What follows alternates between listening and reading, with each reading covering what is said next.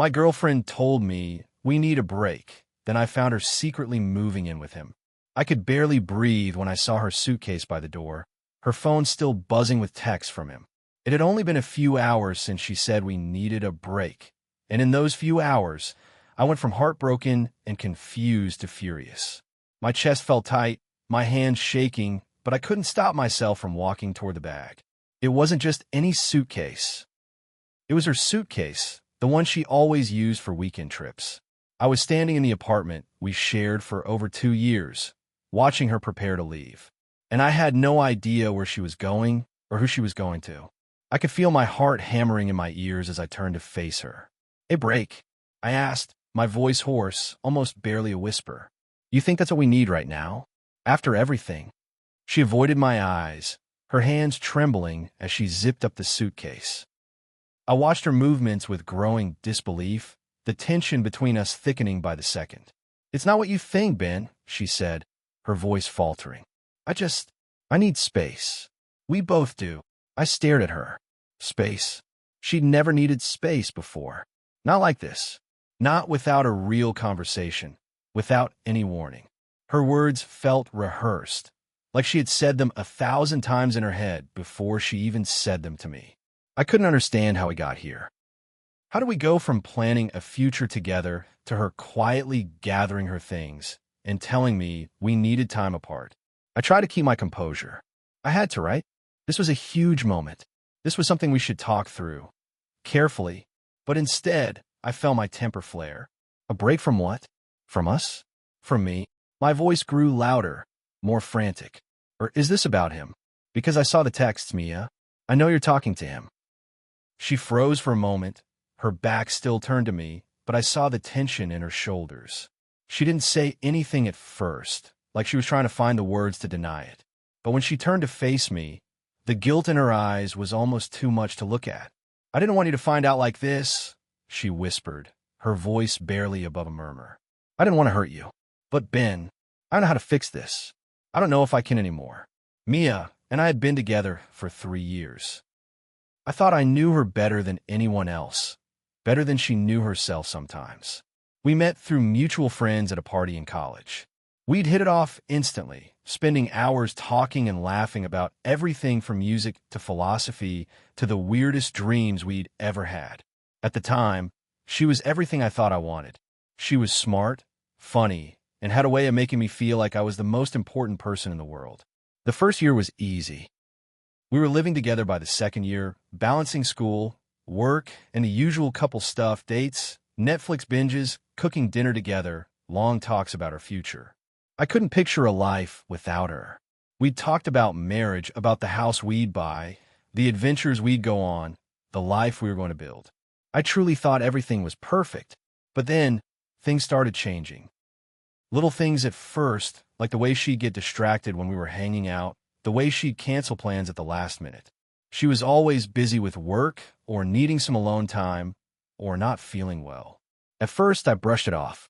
She had a lot on her plate, after all. I didn't think much of it, but it kept happening. The late nights, the mood swings, and the one word she kept repeating when I asked if something was wrong. Nothing. Then came the day we had the conversation. Her asking for a break. It was out of nowhere. We were sitting on the couch one evening, both tired from work, when she dropped the bomb. "I think we need a break," she said, almost casually, as if we were talking about taking a weekend trip, not breaking up. I didn't know how to respond at first. I thought I'd misheard her, but when I asked her to clarify, she repeated it, softer this time, almost apologetic. "I think we need time apart, to figure things out." I don't know if we're still on the same page. I felt like I'd been hit with a ton of bricks. The air left my lungs, and I couldn't find my words. "You're serious? You want to break up?" I asked, the words sounding foreign even as I said them. "No," she said quickly, shaking her head. "I don't want to break up. I think we need space to breathe." I didn't understand. And yet, there she was a few hours later with her suitcase, making her way out of the apartment we'd shared. I wish I could say that I handled it with grace, that I took a step back, gave her the space she wanted, and calmly processed everything. But I didn't. I couldn't. The feeling of betrayal was like a slap in the face, and I couldn't just pretend everything was fine. So I did the one thing I probably shouldn't have done. I grabbed my keys, got in my car, and drove to his place. I knew where he lived. She told me about him often enough in passing, always referring to him as just a friend or a colleague. I never questioned it. I trusted her, trusted that everything she said was true. But now, the questions were buzzing in my mind like a swarm of bees. What if I was wrong? What if I was just overthinking this? But my gut told me otherwise. It told me that this wasn't just some innocent break. This was something bigger. I pulled up in front of his apartment building, my heart racing in my chest. I sat there for a moment, trying to gather my thoughts. I didn't want to be that guy, the paranoid, jealous boyfriend. I wasn't that guy. But as I sat there, staring at the building, I saw something I didn't expect. There she was, Mia. She was standing by the door to his apartment, holding a box in her arms. She looked around, like she was checking to make sure no one saw her, and then walked inside. I couldn't breathe. My hands were clammy as I gripped the steering wheel, my mind spinning out of control. I didn't know what to do. I didn't know if I was supposed to confront her, or if I should just turn around and leave. But as I watched her disappear into the building, the feeling of betrayal washed over me like a wave, and I knew I couldn't just let this go. Part 2. I don't know how long I sat there, parked in front of his apartment, before I finally made the decision to drive home. My head was spinning. I could barely process what I had just seen. Mia, my girlfriend of 3 years, walking into his building, carrying a box of her stuff like it was the most normal thing in the world. I tried to reason with myself. Maybe she was just grabbing a few things to clear her head. Maybe it wasn't what it looked like. Maybe it wasn't a big deal. But even as I thought those things, I knew deep down that I was lying to myself. I drove back to our apartment, my hands still shaking on the steering wheel. When I walked inside, it felt empty, the way it always did when Mia was gone.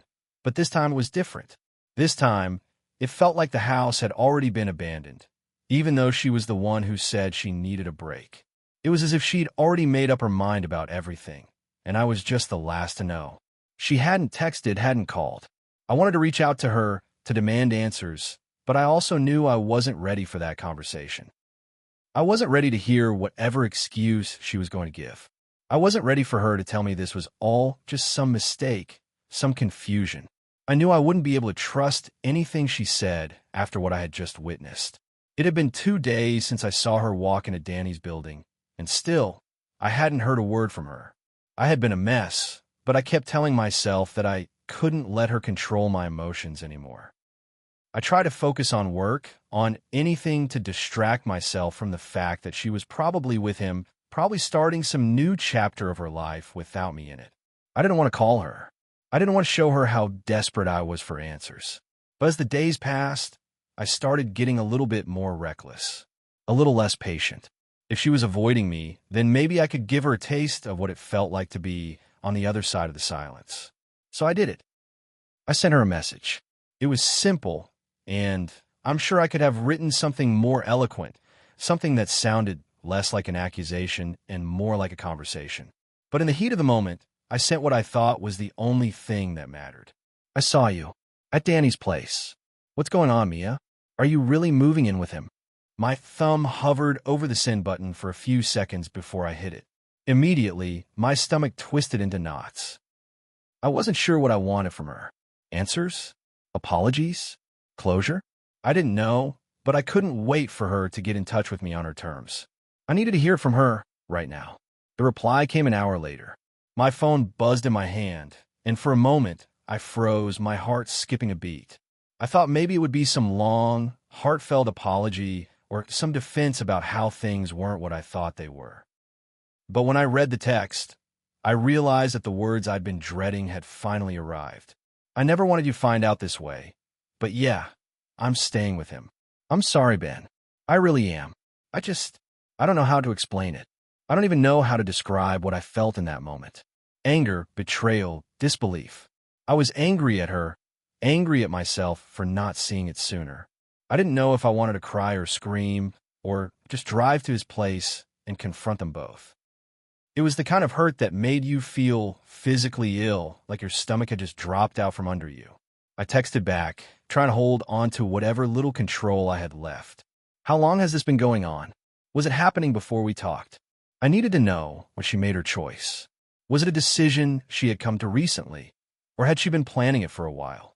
The not knowing was the worst part. Her reply was fast, almost too fast. It's complicated. I didn't want to hurt you. But yes, it started before we talked. I don't know what happened, Ben. I thought we were fine, but I wasn't happy. I don't think I've been happy for a while, and I don't know how to fix it. I'm sorry. Those words hit like a ton of bricks. She had checked out before she even told me we needed a break. She'd already been seeing him, already been planning this, while I was left in the dark, still trying to figure out how to hold on to something that wasn't even there anymore. So, you were lying to me this whole time? I texted, my hands trembling as I wrote. You couldn't even be honest about it? You couldn't even give me the decency to know what was going on? You're just throwing everything away without even talking to me about it. I knew I wasn't making this any easier. I knew I was probably just making her defensive, but the anger had built up too much for me to keep it inside. I felt betrayed, and I wanted her to know how much she had hurt me. She responded quickly again, almost too quickly. I know I messed up. I really do. I wasn't being fair to you. I didn't want to hurt you, but I didn't know what else to do. I'm sorry, Ben. I'm sorry for everything. The more I read those words, the more I realized that I wasn't going to get the answers I needed from her. I wasn't going to get closure from this conversation. She wasn't going to fix things with a text or even with an apology. I could see it in her words. She had already made her decision. She'd already moved on, emotionally, physically, and I was still stuck, reeling from the shock of it all. I let the phone slip from my hand and stared at the wall, trying to steady my breathing. The truth was there, raw and undeniable.